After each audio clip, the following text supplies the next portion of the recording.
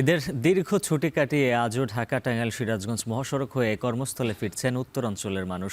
মহাসড়কের বিভিন্ন মোড় ও বাসস্ট্যান্ডে ঢাকায় ফেরা মানুষের ভিড় রয়েছে। নিয়ে বিস্তারিত জানাতে সিরাজগঞ্জের কড্ডার মোড় থেকে যুক্ত আছেন সহকর্মী রিফাত রহমান।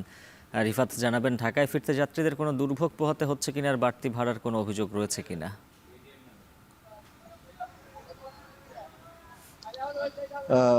উজ্জ্বল, যেটি বলছিলেন যে আসলে টানা ছুটি শেষে কিন্তু আজও আমরা এই সিরাজগঞ্জের যে মহাসড়ক রয়েছে সেই মহাসড়কের বিভিন্ন মোড়গুলোতে যারা ঢাকাগামী যাত্রী রয়েছেন, যারা বিশেষ করে কর্মস্থলে ফিরছেন, তাদের ভিড় কিন্তু আজও রয়েছে।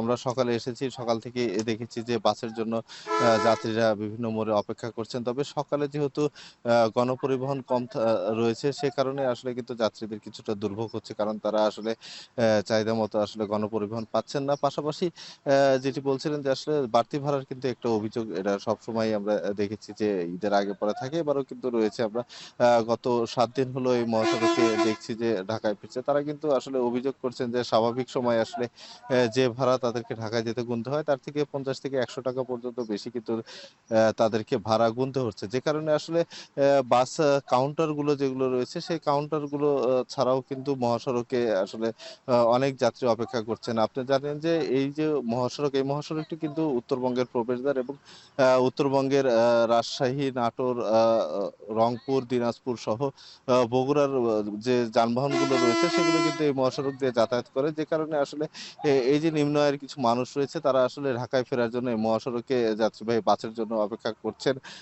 আমরা দেখেছি যে যাত্রীবাহী বাসের পাশাপাশি খোলা ট্রাকে করেও আসলে তারা ঢাকায় ফেরার চেষ্টা করেছেন এবং ঢাকায়ও ফিরছেন অনেক যাত্রী।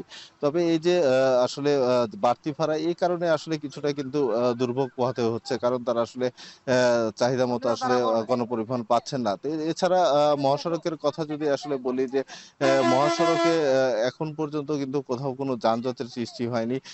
কোথাও কোনো দুর্ভোগের সৃষ্টি হয়নি। অনেকটা স্বস্তি নিয়েই কিন্তু যারা আসলে অ্যা উত্তরবঙ্গ থেকে কর্মজীবী মানুষ ঢাকায় ফিরছেন, তারা কিন্তু স্বস্তির সাথে এই মহাসড়ক পাড়ি দিয়ে এবং টাঙ্গাইল, গাজীপুরে ঢাকায় ফিরছেন। তবে আমি প্রশাসনের সাথে কথা বলেছি। তারা যেটি আসলে বলেছেন যে বাড়তি ভাড়া আদায়ের ক্ষেত্রে কিন্তু তারা বিভিন্ন আ প অভিযান পরিচালনা করছেন এবং বেশ কিছু বাস কাউন্টার কে কিন্তু তারা জরিমানাও করেছেন। তো এই ছিল আমার কাছে উত্তরবঙ্গ মহাসড়ক থেকে সবশেষ।